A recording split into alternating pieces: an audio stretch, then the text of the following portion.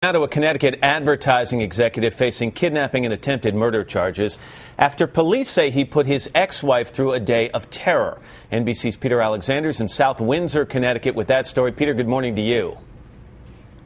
Matt, good morning to you. This appears to be one serious case of a marriage meltdown. You can see this morning all that's left of the home is some still smoldering rubble after police say a disturbed man took his ex-wife hostage and then took on the cops, refusing to leave the home even after setting it on fire. Nancy Tyler's day of terror at the hands of her armed ex-husband Richard Shankman ended shortly after dark. After being held hostage for more than 10 hours, police say Tyler escaped from a basement bunker where she says she'd been handcuffed to a bolt in the wall. An hour after Tyler was wheeled away on a stretcher Tuesday night, police say Shankman torched the couple's old home.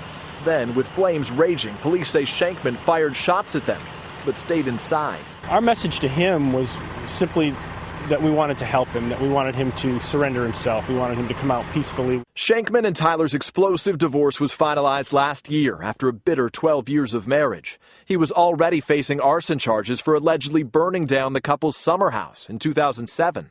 Authorities say Shankman, an advertising executive whose former media firm produced a TV show for Oprah's best friend Gayle King, abducted Tyler Tuesday morning.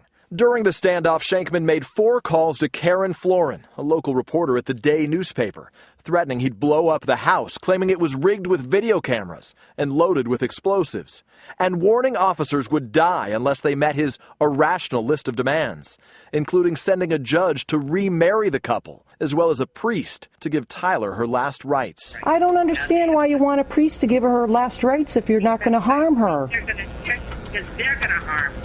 They're going to do this. They're going to call my bluff. They're going to storm the house. Shankman also put his ex-wife on the line.